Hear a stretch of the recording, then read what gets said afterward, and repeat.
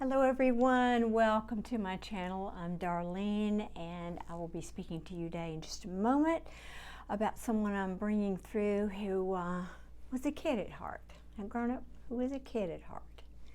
So thank you for being here. I appreciate each and every one of you, and I hope you had a great and safe holiday.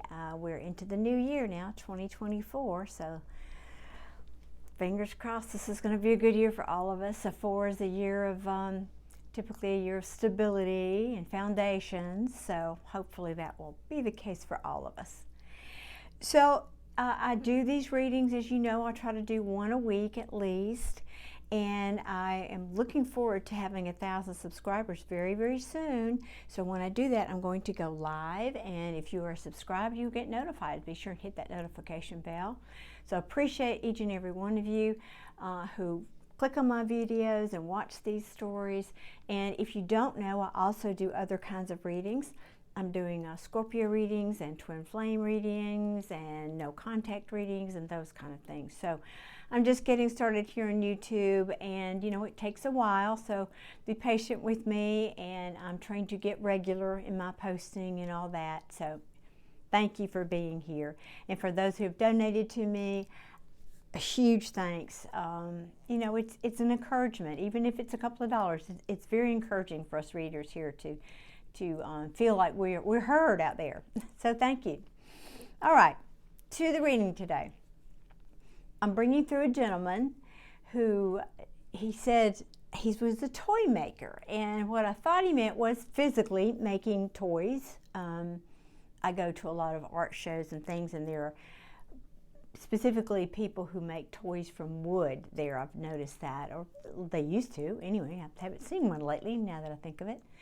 And so this gentleman is saying, no, not that kind of toy maker. I was a toy maker like Mattel. So okay, all right. So we're talking big guns here. We're talking, you know, big time. Okay.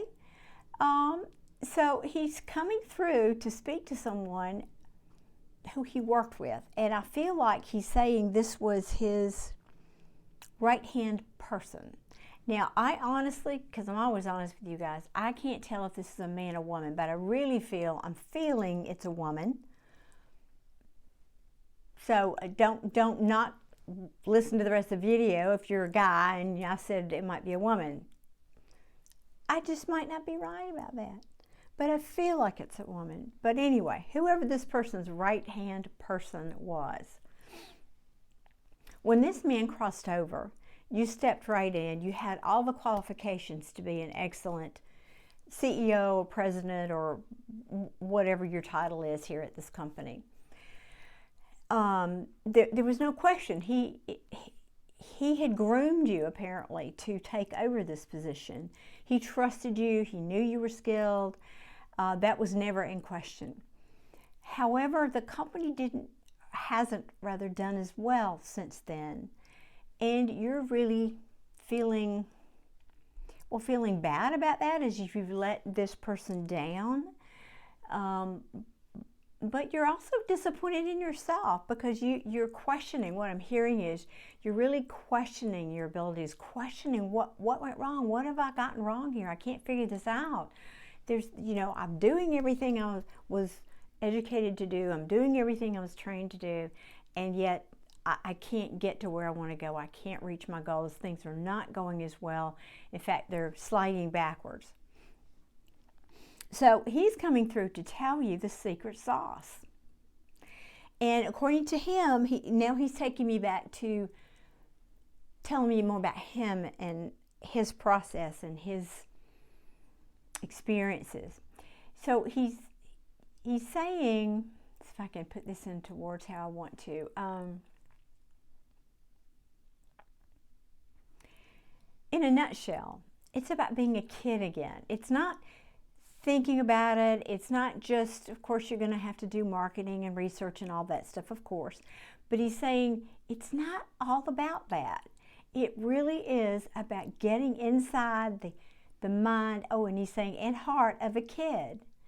So he's saying that's what he used to do. He didn't just Okay, read all the reports from the marketing experts and the research people and all those things. He didn't just do that. Sure, that was a piece of the puzzle. But what he's saying is, but I would sit down on the floor, and he said he's making this suggestion for you. He's saying get those, I don't even know if they make these jacks in a ball. Y'all remember those little things? He said, sit down there and throw those jacks and bounce that ball. Sit down and take a little toy car and roll it back and forth and make that sound that it makes like a kid would, vroom, vroom. You know, blow bubbles. In fact, he's showing me a picture.